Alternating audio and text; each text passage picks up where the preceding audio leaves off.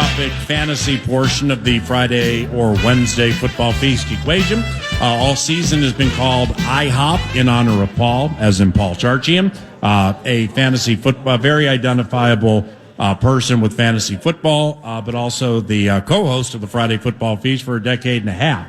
So with this being the first year that Paul isn't doing the feast with yours truly, we designated a segment for him. We call it IHoP in honor of Paul. And what we do is we take a position weekly. We do it like regular fantasy football, touchdown scoring, 6 for receptions and rushing touchdowns, 4 for passing.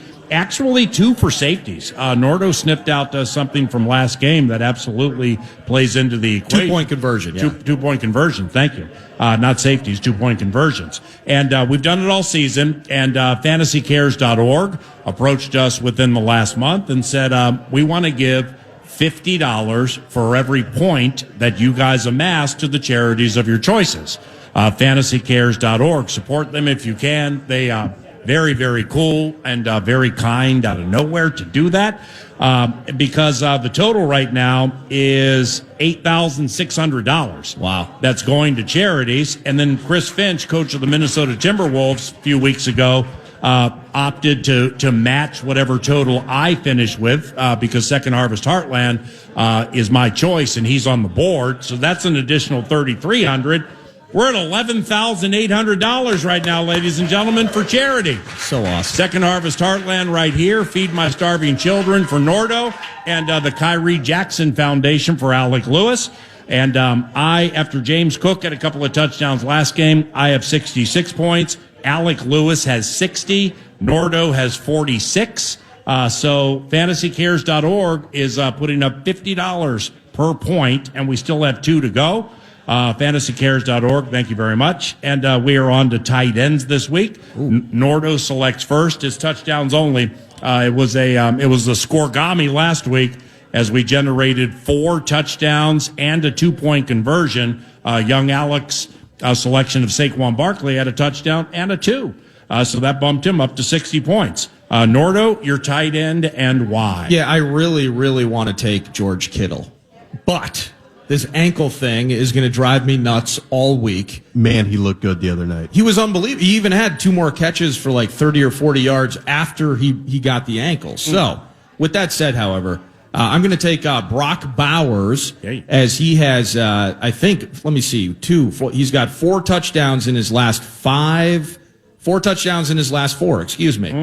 Brock Bowers, the team's awful. Genty got off a bit last week, but the Giants are hideous. We just saw them. They're at home against the Giants. Love it. Brock Bowers kind of catching some steam on the back end of the season, the way we laud the defense still playing here in Minnesota. Yeah. Let's laud Brock Bowers scoring a touchdown in it. an effectively meaningless game for an awful operation in Vegas. Brock Bowers, let's get some money for Feed My Starving Children. Feed those starving children with Brock Bowers. Alec Lewis, athletic.com. Where do you go? Trey McBride. Yeah. The Cardinals tight end. They're playing the Bengals. That defense is historically bad. And Trey McBride this year has 109 catches for 1,098 yards and 10 touchdowns. Yeah, damn. And Trey McBride has 10 touchdowns? I mean, this guy's unbelievable. Cincinnati's defense, fantasy defense, defense period against tight ends. Real bad. 15 touchdowns. It's 5 more than the team that my selection is playing, Washington. This week will be remembered as the one in which I overtake you and don't give IHOP back for the 2025 season. I have a lot of confidence in that. But no, Trey McBride, this guy is, I mean, he's perennially underrated because he plays in Arizona for a team that's not very good and catches passes from Jacoby Brissett. But he wasn't the bit last year that he didn't get the touchdowns where he had like 140 catches or something insane, insane number. And like 1 or 2 touchdowns. Maybe 1 touchdown the whole season. I will say this. I remember last year when the Vikings played the Cardinals. I think it was last year, right? And it might have been 23, but I remember Kevin O'Connell mentioned Trey McBride either before the game or after, and Trey hadn't gotten the extension at that point. He was going to be a free agent. I'm thinking, Kevin's tossing that in there because he's got his eyes on a prize right here, and that's not going to happen because Arizona with Rondale. I can't even remember. Yeah, I think it was the game. Cousins turned the corner on the right edge. And looked like Fran Tarkenton without. Where he beat Marcus Golden to the pylon. Yeah, I mean, he took off and turned the corner. Kirk? Yeah, I think it was Cousins in 23 I early do in the remember. season where he put the pedal to the metal and ran in for a touchdown, and he hit the edge. It was majestic. Like Fran the Man on the Fan. I'm going to go with Jake Ferguson, Dallas Cowboys tight end, simply for the reason that they're playing Washington. Human nature gets to win, too, and it's absolutely dominating with members of this Washington defense. The Commanders have given up 10 tight end touchdowns this year, second most in the NFL. I will go with Jake Ferguson for Second Harvest Heartland, Trey McBride for the Kyrie Jackson Foundation, Brock Bowers for Feed My Starving Children. FantasyCares.org. Chris Finch, thank you very much. Quick question here before we pause. Speaking of tight ends, TJ Hawkinson's future here. What do you think?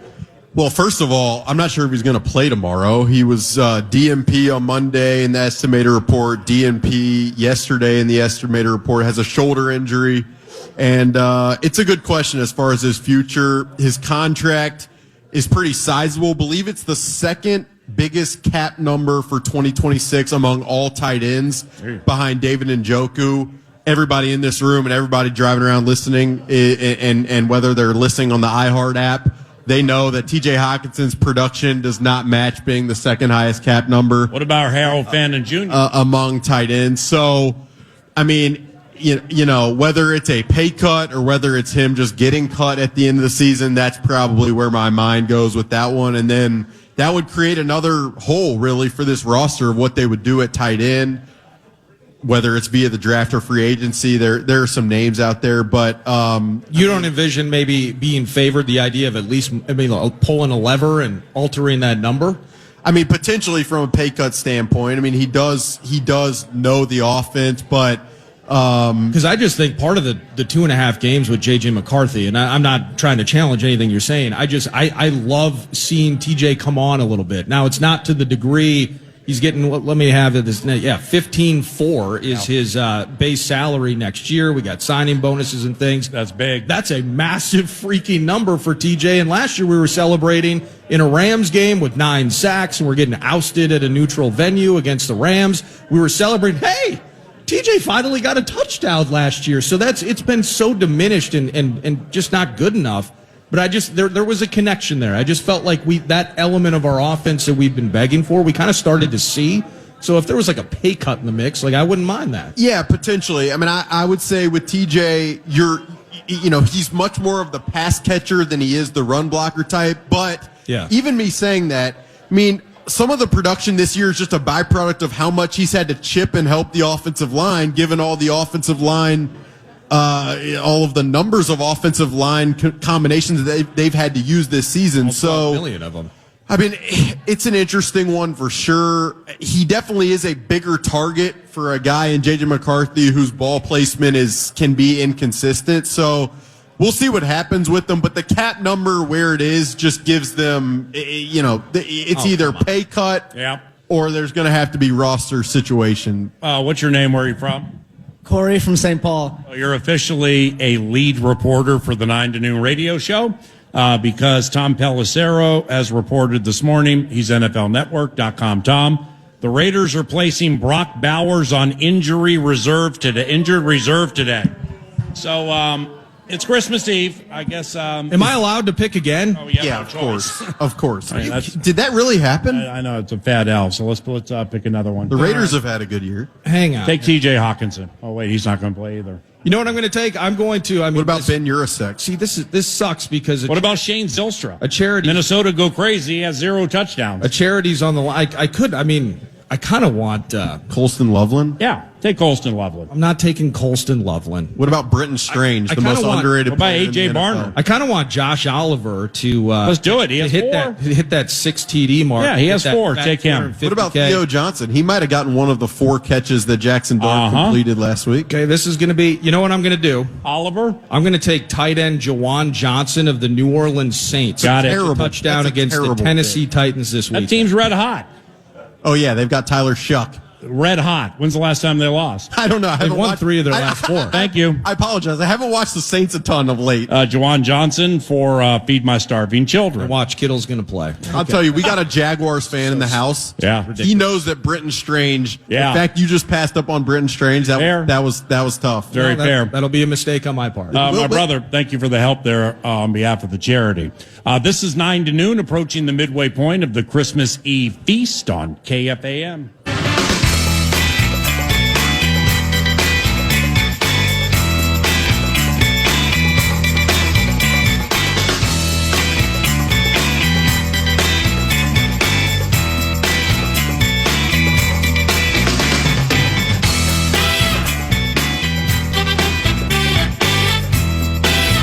Breaking philanthropic news courtesy of the Wednesday Christmas Eve football feast. It involves the IHoP in honor of Paul.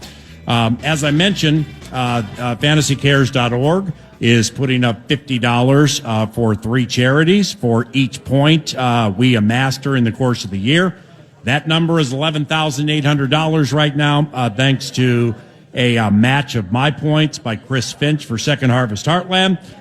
We now have a match for Nordo and Feed My Starving Children. Wow. This took place between segments. It's a familiar name for those of you who listen to 9 to noon. And for more, here's Nordo. What do we got? Yeah, so I've amassed $2,300 with my 46 points. And while we were talking through the segment, I got a text from Matt, who owns Thousand Hills Lifetime Grazed Grass-Fed Beef. And it's been a blessing to promote them and to support them and partner with them over the last 2-3 years now. And they're a Clearwater, Minnesota company, nutrient-dense beef, regenerative agriculture. Awesome product. Grill they sponsor it, smoke it, love it. Vikes Bites weekdays 9 to noon. They do indeed. So Matt's listening, and he heard you talking about, of course, Chris Finch. Am I? And Second Harvest. And Matt's like, I'm out here. Thanks for working today while I do chores. Merry Christmas. Oh, Thousand Hills will match your winnings to feed my starving children. So whatever I finish up with, Thousand Hills is going to help me out, which means now we are all Jawan Johnson, New Orleans Saints tight end fans this weekend to maybe bump that number up. So love you, Matt. Love everybody at Thousand Hills. We're at $14,100 for 3 charities. Dang, man, that's nice. I remember before the season, this must have been like August, PA, we were sitting at the grocery store. Remember talking about Friday football feast ideas, and you came up with IHOP like literally on the spot. I didn't understand how he was hungry. You came up with that immediately, and I mean, at least I did not ever foresee this becoming something that would benefit like this. It's actually been incredible, really, and awesome to be a part of. So big thanks to everybody in terms of IHOP and all of that. Now I'm putting this into the notes so I don't forget. No, that's perfect. $14,100. That's awesome. One thing I did want to broach at some point. I mean, we're not in it, but we're still following. Whether it's the Bears and what we've seen at Niners or Ravens, what's up with Lamar versus will Jordan Love play with the concussion? I mean, the other side of this game, Alec, in terms of if we were to beat the Lions, that assures, of course, the Packers a playoff spot. But if the Lions handle business this weekend, it's still a Lions got to win out, Packers got to lose out. And so there's still, in a wild card race that isn't the most interesting you've ever seen, it affects North teams. But these handicapping these games into this weekend here with what you've seen out of the Packers now post-injury to Parsons, now the head injury, needing that game against the Ravens, and what you've seen out of the Bears, but they're heading to San Fran into the Bay. I mean, these games, handicapping them / enjoying them is very difficult into the weekend. Well, yeah, I mean, part of it is just the injuries. Like, is Jordan Love's concussion, where's he at? Malik Willis has a shoulder injury. Where is he?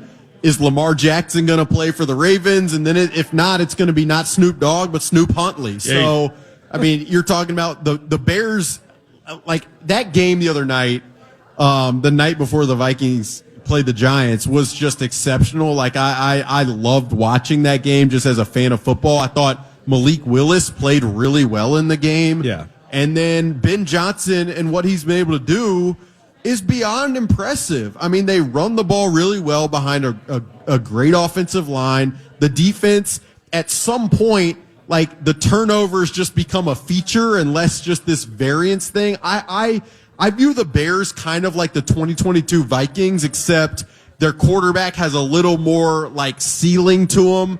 And then their defensive coordinator and the adaptability on defense gives them a much probably higher probability of chance in a one-off sample. But it'll be interesting to see who wins these games this weekend. And again, like just to go back to the Packers, defensive coordinator Jeff Hafley's really good. And so they've been able to work even without Micah Parsons. And then Malik Willis stepping in, and the seamless nature with which that offense has been able to run without Jordan Love in spurts the last couple of years, it kind of blows you away a little bit. The way we were talking about culture and coaching in the NFL, would you see, Ben Johnson, we can look at it and say, wow, that's a loss on Detroit's side. But do you believe in Ben Johnson as not a 2022, not that was a flash in the pan per se, but it was circumstantially, every ball bouncing in favor of the purple. We felt that in 2022, loved it, and then we had, the Giants at home, wild card weekend, it didn't work out. Ed Donatel, boys. But now this time around, whether it's level of faith in the quarterback and what he's been able to do, establishing really Chicagoland's version of the Detroit running attack with the two-headed beast, trusting in Ben Johnson, believing that this small sample size is actually just the story of stability and what's to come. Are you there yet with him? 100%. Yeah, with Ben Johnson, I have the utmost respect for him. One of the things that doesn't get enough credit is his ability to adapt in game offensively and play the chess match within the game. He is as good as anybody with that. And then he installs the run game. Like, he is the coach standing in front of the room on a week-to-week basis in front of the Bears offense and installing the run game with passion and with intent and with priority. And you see that in the way they play. They value the run game. It is something that they really hang their hat on. And then Caleb Williams, it feels like Ben has really pushed him to a certain place where he has become more consistent. So, yeah, I'm a buyer of the Bears for sure, a believer in the Bears for sure. Do I think they can win the Super Bowl this year? Not at all. Do I think they can win multiple playoff games? No. But do I think and believe in Ben Johnson and the culture he will build within this division for a long time? Absolutely, I do. I was listening to the Power Trip Morning Show today, and I think it was Pelissero talking about it a bit. Like, PA, we've mentioned just kind of chip, chair, and chance, and it feels like that year, and that's what hurts as Vikings fans, is we're not part of that, the chip, chair, and chance opportunity in the postseason. But when you think about it, similarly to going to a neutral field with 14 wins and playing the Rams a year ago, one of these teams, even the second-seeded Bears themselves, if it plays out the way it currently is sitting in the standings, they're going to have to go potentially at some point to an NFC West team. Right now the Panthers would be hosting the Niners.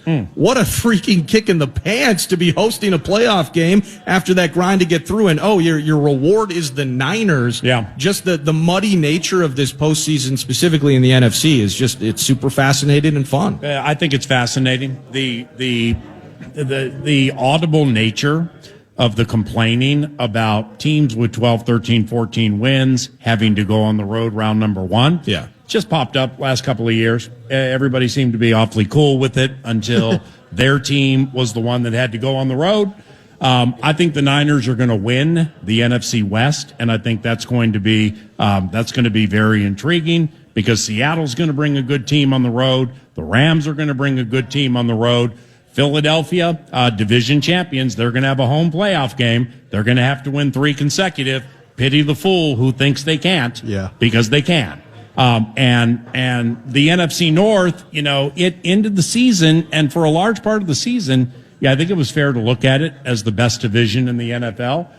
It might be, but that NFC West, man, I don't know if the NFC North is the best division in the NFL. You know what I mean? No, I'm not sure, but I will say, like, these teams in this division are hardened with the competition that they face on a week-to-week basis. Like, the specific to the Packers and Bears, like the leverage moments in the games they've played, that stuff matters once you get into the playoffs. And I will say, the Packers are really interesting to me, and they have been all year. Not having Micah, to me, limits their ceiling. But I've told you guys before, like, I think Jordan Love's really good.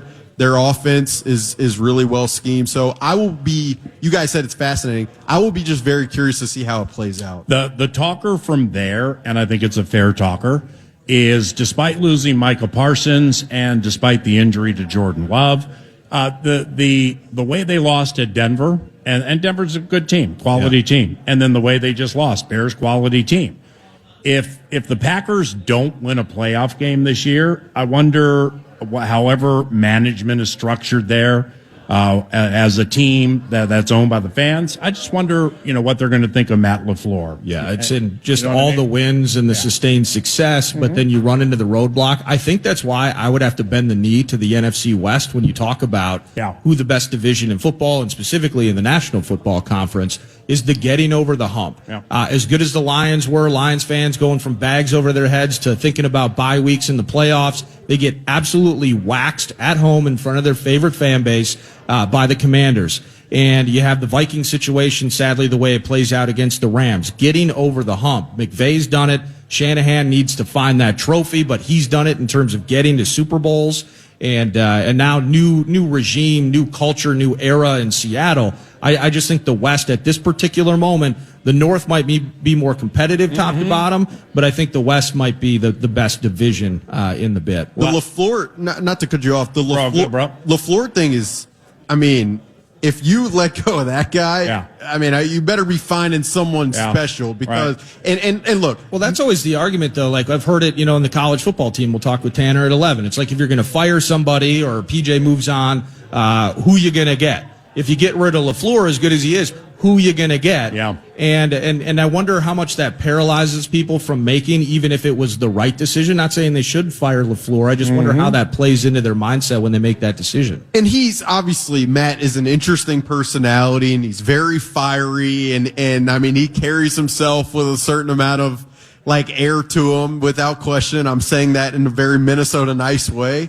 But just as an offensive, the development of Jordan Love, what they do in the run game, so many young players, that team should be good for a long time with where they are right now. And he's had a big role in building that. So, that's just kind of how I view it, but we'll see. It is a new president, I believe, in Ed Policy, I believe his name. So it'll be interesting to follow from afar. Minnesota Wild coach John Hynes joins the feast when we return to Buffalo Wild Wings Roseville on KFAN. Fan.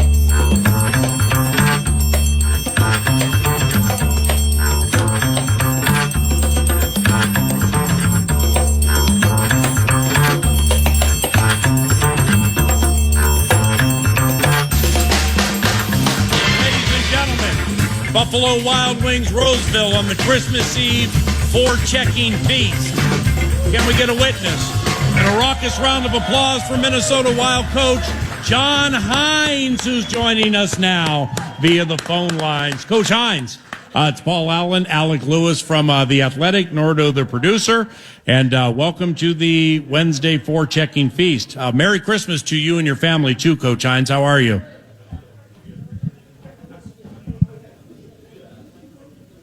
Heinze?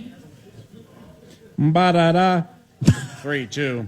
5 wins for JJ. Coach Hynes? Sam, what's going on, brother? All right, we'll have Coach Hynes here momentarily. The physically yesterday, your boy's body broke down a little bit about 10 o'clock, so I slept from noon until 5, and then 8:30 until 5 in the morning. How did you sleep that much overnight after sleeping 5 hours during the day? Can't explain it because I'm not a napper, man. I'm not a napper either. I've never heard that'd be like I needed it. Nordo saw it yesterday. Your boy's body fell apart. Yeah. That 11 hours on buses and planes on Saturday. I think it had a lingering effect. Well, for you to be playing hurt this late in the season. I wanted to be there for the Finch and Quasey interviews yesterday at TCO Studios. Sure thing. That was it. And so therefore, I knew the Wild was playing, but I didn't watch the game because I was knocked out. But well, why don't you tell us what happened? You watched it for Coach Hynes intel. Yeah, I turned it on the third period. It was 2-2 at the time. And I mean, I had been watching the Wolves, and I wasn't really doing much last night besides watching Vikings-Lions film just to prepare for Thursday's game. And then it obviously switches over. I switch over from the Wolves, looking at the Wild, and it was, there was an early power play in the third period that the Wild couldn't capitalize on, and then for there that led to overtime, and I believe it was Stamkos who punched it in at the end. But I enjoyed watching them. They're fun to watch. Yeah, they are fun to watch, and I thought there were periods where they were dominating the game. But you mentioned the power play, and that was where they kind of got nipped back into the first period there with 2 power play goals for the Preds, and the Central Division collisions as they are. You've spent so much time focusing on the Stars and Avs. Preds are game. That's when you want 2 points in, certainly. And when we talk to the head coach, if we're able to, we'll, of course, he wants those 2 points. But Hynesy. Oh yeah. Hey, Coach, how you doing? I'm here. How you guys doing? Hold on, ladies and gentlemen, at the Wednesday forechecking feast at Buffalo Wild Wings Roseville. Can we get a witness and a raucous round of applause for Minnesota Wild head coach John Hynes? Man, we got 50 points at the holiday break, and that's the most in the history of the franchise at this stage. That's that would be the rose-colored look at it. Coaches, though, they rarely smell said roses. So Hynesy still is probably thinking about last night a little bit, or maybe that Colorado game. So we are here to share some Christmas cheer with one of our favorite coaches. How about a round of applause, ladies and gentlemen? Make him feel good with Christmas tomorrow. Coach Hynes, Merry Christmas to you, brother, you and your family. God bless you. Thank you for joining 9 to noon on a weekly basis. And now that you guys get some downtime, what do you do with the downtime? Yeah, thanks, P. I appreciate the all the support there, and always fun coming on with you guys every week. I would say, you know what? It's really a quiet time. Today is obviously we have 3 days off, so. Just finishing up a couple things video-wise and things like that this morning, and then kind of put it to bed for, this afternoon, tonight, tomorrow, kind of get away from it a little bit, just stay at home with my family, enjoy Christmas and some downtime, and then kind of re-rack a little bit on the 26th of some preparations, and then we're back at it for a big 14-day road trip on the 27th. All right, the next voice you'll hear at these football/forechecking feasts, we have me, Nordo, the producer with whom you chat weekly. Also, a man named Alec Lewis covers the Minnesota Vikings, writes about the NFL for The Athletic, theathletic.com. He moved here from Anniston, Alabama within the last 5 years and really never had followed hockey a lick. So then he moves into the state of hockey, and he's like, I better learn something about this. He has become the biggest Matt Boldy fan you will ever find. He leads the Anniston, Alabama charge of the Matt Boldy fan club. They have branches in Birmingham and also spreading into Mississippi and Louisiana and Oklahoma. Alec is super excited to chat with you. Alec, here's Coach Hynesy. Yeah, Coach Hynes, thanks for being here. First off, I hope Russo and Joe Smith take it easy on you. Those guys are dogged. I do want to ask with Matt Boldy, obviously, I'd just be curious from your perspective, what is most special about him in your eyes? Boldy, you're talking about? Yes. Yep.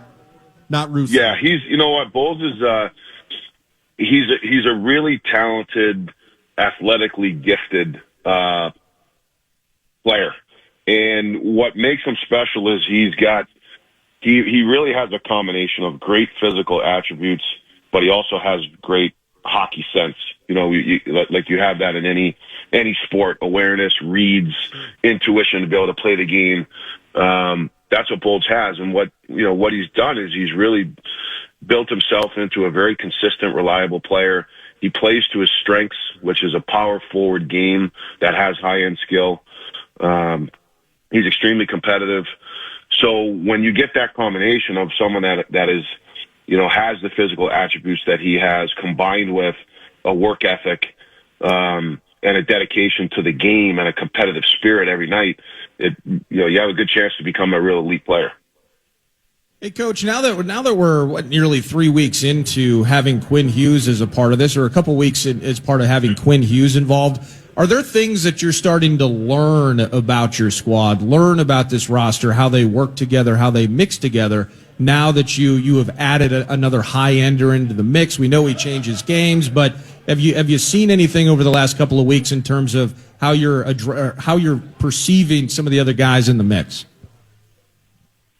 Yeah, I think that it's, anytime you make a trade or add a player of Quinn's significance to your roster, there's always going to be some effects and some change because you're adding, one of the top two defensemen in the league to your team. So roles and responsibilities are going to change. What I will say is that Quinn's really fit in the personality fit and what he brings on and off the ice has fit really well with our team. Sometimes that's not always the case, but he's fit really well with our group, I think, from a team chemistry standpoint and from an on-ice standpoint. What I'm starting to see now, not just with Quinn, but that we're healthy, is that now there's roles and responsibilities have shifted. Ice time has shifted. And now it's, we've got to get through that too, is okay, we have a healthy team right now. We have a deep team right now. Well, now there needs to be some self-sacrifice. And how do we get the right roles and responsibilities and ice times to where everybody has an ability to contribute and we're a well-oiled machine? I think that's sputtered a little bit the last two games. John, when you make a move for a player of the caliber of Hughes, is it an indicator within the room that, guys, if you didn't think that we were 10 of 10 serious, we are? And like, how does it open eyes of others within the team, within the room, when you bring somebody like that in? Well, it certainly sends the message to your team that the organization believes in you and trying to give us the best opportunity to be an extremely competitive team in the regular season and the playoffs. So that's always an invigorating experience when you have that, because you're adding a player that certainly makes your team better and deeper and stronger. But what comes along with that is now things start to shift where there may be guys that run the power play that are not on the power play now. There may be guys that are used to playing in the top 4 minutes, but now they're playing in the 5-6 pair.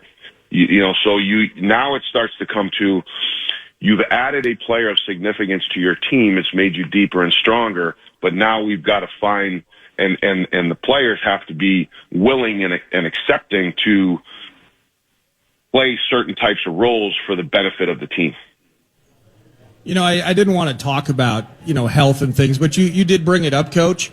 It was just kind of fun to see Marcus Johansson back, and we got Bogosian, we got Middleton. You mentioned it, Coach. I mean, and those are parts of, sadly, too frequent a number of conversations that we have about your squad and just getting guys on the ice and being available and such. It was just kind of fun. Johansson gets an assist last night. Like, just having all these guys. Look at the choices you have now from a roster standpoint, Coach.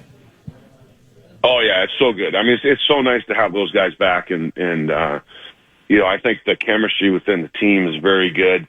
But, when you have guys that have been out for long periods of times, it's nice to have those guys back. And as you said, I think the options that you have, you feel comfortable being behind the bench with that group because I think everyone's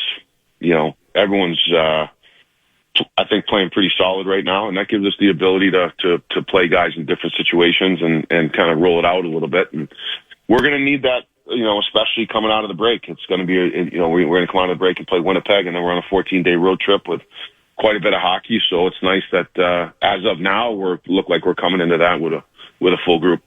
John Hynes, coach of the Minnesota Wild, on the forechecking feast. All right, Alec, go ahead. Coach Hynes, when you're talking about, assessing the amount of ice time and trying to allocate, the correct amount in terms of, when you're including a player like this in the roster, like, what is the process for you guys as a coaching staff to try to discern how much you're allocating and like, what does the evaluation look like in trying to make those decisions from your standpoint?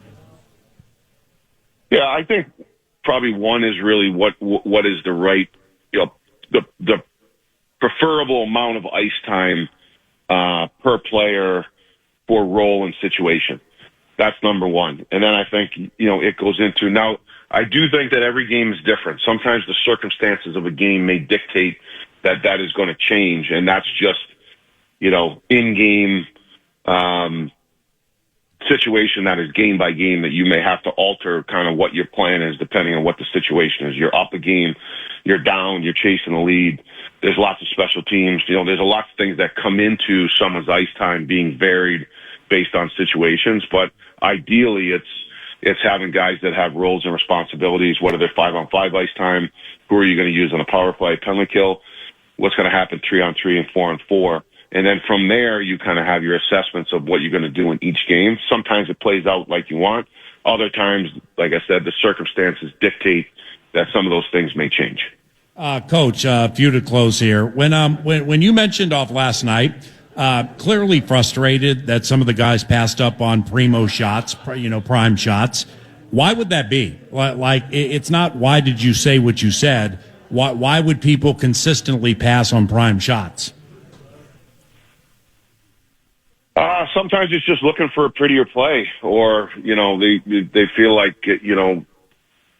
sometimes you get in a mode where I thought we had there's some games where that's the play, but there was some times last night where we were walking right down in the slot, untouched, undefended, and passed the puck to cover players or players that were outside the scoring area. So to me, that's just the game is trying to be a little bit too fancy. I think that, like in every game, every sport, you have to take what the game gives you. Some games, there's no time and space. You don't have those looks. The pass play might be there, but other games, when you have those looks or the other team has a breakdown, I felt like we could have capitalized on some of those opportunities last night more than we did. Hey, allowing 5 power play goals, the last 10 kills, is there a common thread in there that obviously you want eliminated? Yeah, our attention to detail needs to be better. On some of the plays where we get into these little funks with the penalty kill at times where we're on point and the details are strong and we're aggressive and we're on our toes, and then I felt the last 2 games, the details weren't as sharp as they need to be, and they need to be on the penalty kill. You're playing against 5 best players on the other team. So if you're loose and your details aren't good, and you don't get a big save, lots of times it winds up in the back of the net. So that'll be our focus going on to this road trip, is getting back to giving ourselves the best chance on the penalty kill and getting that thing tightened up. 7-game roadie begins Saturday at Winnipeg. Last one, Norton. Yeah, it's kind of a cheesy question, Coach, but I'm getting ready to watch my favorite hoops team in prime time tomorrow. I got my favorite football team going at 3:30. I love my team, so I'm going to watch them. In a way, though, as a coach that is in a league that produces entertainment for us fans, is there a level of just appreciation that the NHL is held so tough to a specific Christmas break that you guys will get the opportunity to sit down with your respective families, supposedly kind of gear down as much as a coach can, and then re-up as you get into the road trip? Yeah, it is nice. I mean, you don't get a lot of opportunity to have kind of a 2 or 3 day break other than the All-Star break. So it is nice to have, particularly today and tomorrow off. You just have Christmas Eve and Christmas Day and whatever it is to spend some time with family. And I think sometimes it's nice that you have an opportunity on a holiday because people aren't working. There isn't school. So if you want to spend time with family and friends, everyone's usually available. So, from our standpoint, we certainly appreciate that. But I would say on the other side of it, I'm with you.